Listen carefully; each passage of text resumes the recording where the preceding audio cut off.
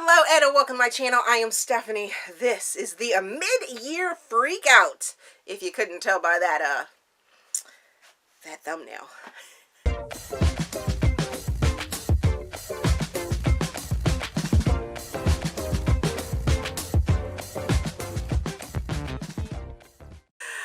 Okay, so this is the mid-year freakout. I do my mid-year freakout on the middle of the year, which is July the 2nd of every year. Yes, July the 2nd. That's when you're seeing this video because it's the middle of the year. And as of July the 2nd, I may or may not have finished a couple extra books, but when I wrote this up so that I could record it and things like that, I had read 204 books already this year, in 2020. Crazy, right? I will leave the links for my previous year's mid-year freakouts as well. I believe this is my third or fourth year doing this. I think I did it in 16, 17, 18, 19 as of July, the 12th or something like that. So my anniversary is coming up as well for 5 years. So I didn't do it the very first year in 2015. Why am I telling you guys the history of this? But anyways, yeah, I've done it. They're down there. So you can see my mid-year freakouts and see how crazy I always am. Let's just get to this tag because it's kind of long. And I cheat. I cheat on this tag.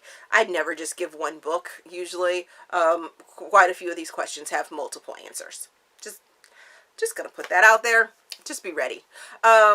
And if you want more information about the books, not necessarily what the books are, which books are mentioned, they're down in the description box. I'm not going to tell you which categories they go to, though.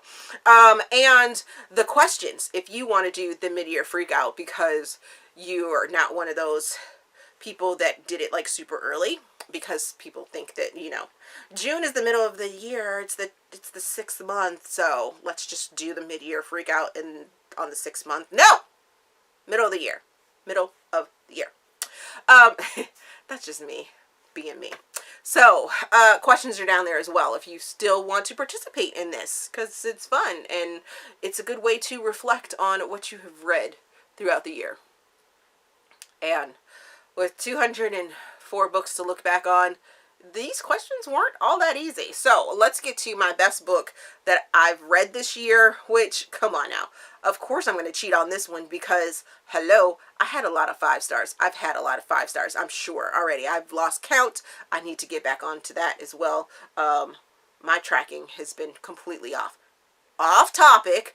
I'm going to go with Stealing Cinderella by A. Zavarelli as one of my picks because it's a fairy tale retelling of Cinderella, and it's dark and it's twisted, and there's also a little bit of Beauty and the Beast in there, and tread lightly if you are sensitive to dark themes, because this one gets real dark, like real dark.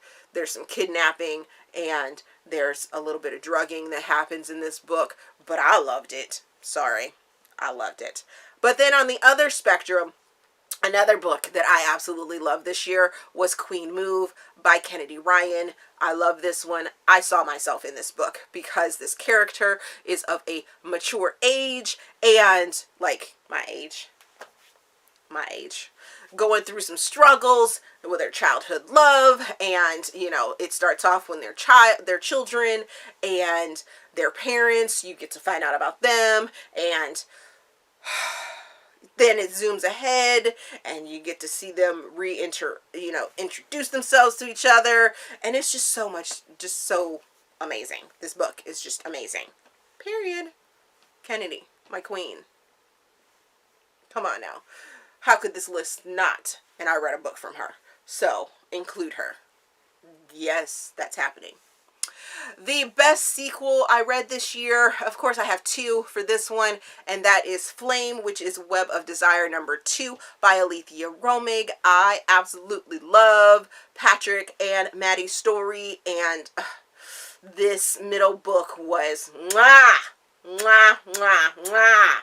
it left on a cliffhanger. You do have to read the whole entire trilogy to get the full story of Patrick and Maddie, but it was fantastic. Fantastic.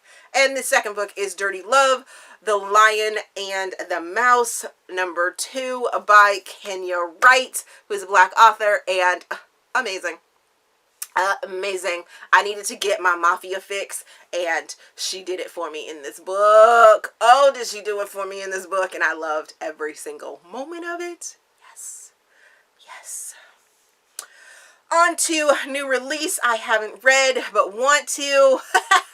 There's a slew of them because, yeah, because there are, I'm sure. The one that I wrote down was, or two that I wrote down, because they have lovely, beautiful covers. The first one is Teacher by Fiona Cole, because I'm completely obsessed with the Voyeur series, and I needed this book, and I still haven't read it, but I'm going to. This is going to happen. It's going to happen probably soon. And the next one is Beyond the Sea by L.H. Cosway, and this is because this cover is fire. Fire. Fire. The most anticipated release for the second half. Oh, the list is so long. It's so long. So very long. So long. But I did narrow it down just a little bit. Just a little bit.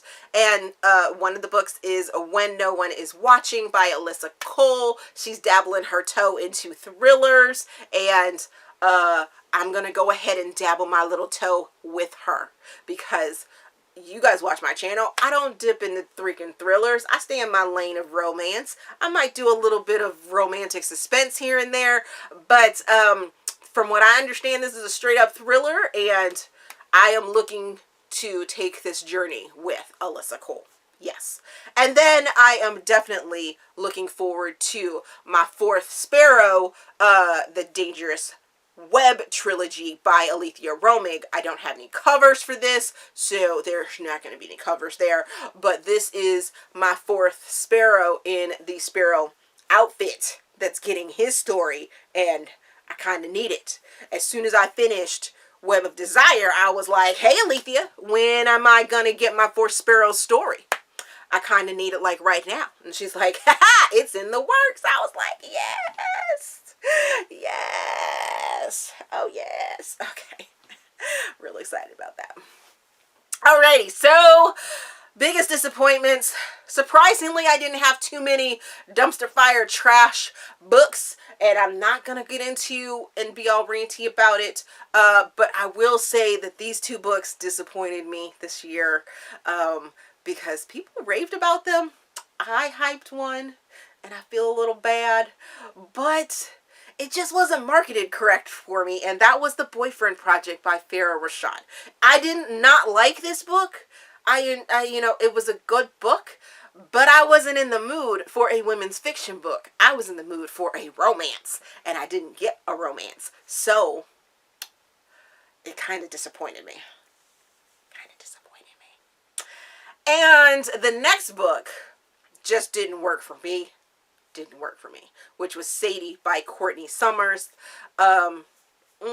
It's so hyped here on BookTube. Everybody loves this book. Oh, Sadie this, Sadie that.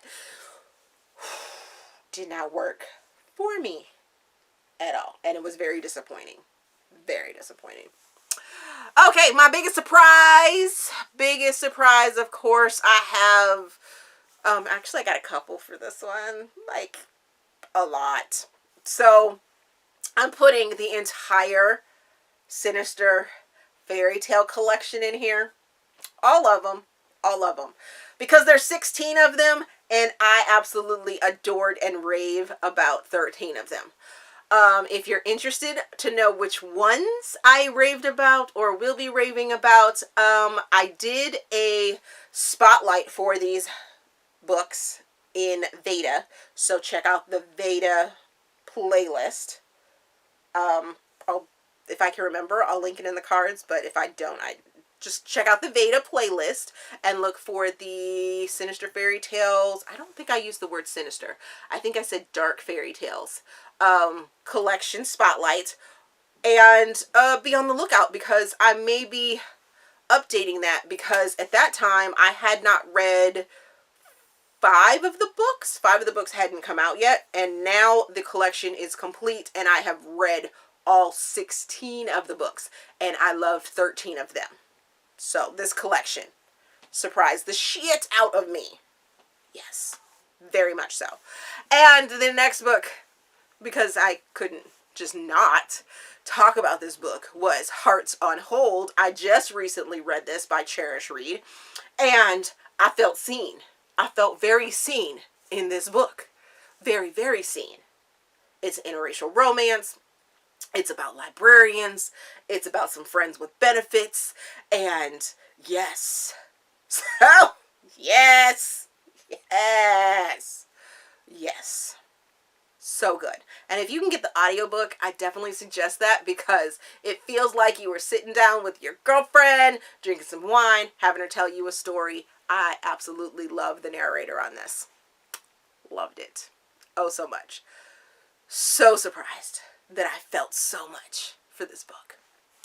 Alrighty, favorite new to me author for this year, and you will probably see these ladies again on through my Bookish Academy Awards that I do every year, or that I've been doing every year, because these two definitely have knocked my socks off, and I am very much going through their backlist of books, and that is Charish, Reid and Wright. Both are Black authors, and both are rocking my world, my reading world, and I just want to dive into their backlist of books, because, whew, yes, yes, very much so, very, very much so. Alrighty, so this is kind of controversial, this next question, which is a newest fictional crush. And if you decide to try and come for me in the comments, I will squash you. But Massimo from 365 D&I is my new fictional crush. Yes! Woo! It's not a bookish crush. Like, I'm not trying to read them books. I'm not, because I've been a little bit spoiled on books 2 and books 3, and I'm just gonna stay in my little shelter of loving this movie right now. And Massimo, I am obsessed with Massimo right now, and the actor that plays him. Yes. Let me calm myself down. Whew. My newest favorite character, it was super hard to pick a single character, but I did. And I'm gonna go back to Queen Move and go with Ezra. I loved that he is biracial, he is Black and Jewish, and the time and effort that Kennedy Ryan put into the research of this book and of this character to make him feel so authentic, and as if even though I'm not Jewish, or my husband's not Jewish, you know, just that biracial character description of Ezra, mwah, another chef's kiss for that one, because just made me feel like my son would be seen. There's no other way to describe that than I could now see what my son may or may not have to go through that book and through this character. So, yeah, he's my new favorite. Alrighty, so on to a book that made you cry. I have no qualms about crying, so I picked 2 books, and they made me cry for very different reasons. The first book I'm going to talk about is Andorra Sector by Lexi C. Foss. Surprising that a paranormal romance book could make me cry. It's dystopian. It's about wolf shifters, but I just felt something for these characters and the situation and journey that they end up going through. I felt it, like in my soul. Felt it. Oof. Whew, really felt it, made me cry. And then the next book is Great and Precious Things by Rebecca Yarros. And Rebecca is doing this to me like every single year since last year, giving me books that just tear at my heartstrings and make me feel things. Make me feel lots of things. And I definitely cried in this one. The next question is a book, or books, because, you know, I'm extra. It's actually one book that made me happy, and that was A Secret for a Secret by Helena Hunting. And this book brought chaos and calm and put them together in 2 characters that were just fantastic together. Brought funny, brought sweetness, and gave me a yearning for another character that lives in this her universe, and or in this book series universe. And I was just like, yes, I'm happy. I'm so happy. Whew. Alrighty, next question. Favorite book to film adaptation? Well, I did a reread of The Hunger Games. I read the books and I watched the movies, and I did a full vlog for that. So go check it out. Full vlog up there. I have lots of thoughts. Lots and lots of thoughts about that. So the next question is a favorite video that I have done or put out or released, what have you. Now, this video may not be a happy video, because it's not a happy video. It actually sucks. But the fact that I could be so raw in this video, and you guys accepted my rawness of this video really, really touched my heart. The people that reached out to me, the you know, the community really wrapped me up and made me feel okay and not alone in this struggle. But that was my Veda day 30 I got fired video, and you guys really came through. You really came through. Alrighty, and the next question is most beautiful book that I have purchased this year. So I didn't have an answer for this one because I had to come down here and look at these shelves and figure out which book that I got this year that I loved. So let's take a look. Alrighty, so I'm going to have to go with The Kingmaker and the Rebel King by Kennedy Ryan. I do love these books. And I can't wait to get my copy of Queen Move, which is a spin-off of this series for a different character. Don't have to read them in order, but I do love these covers. I think they are amazing. Amazing, amazing, amazing. Story's pretty good too.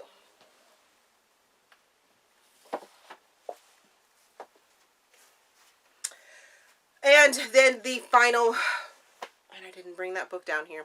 The final question on this tag is, what book do I need to read before the end of the year?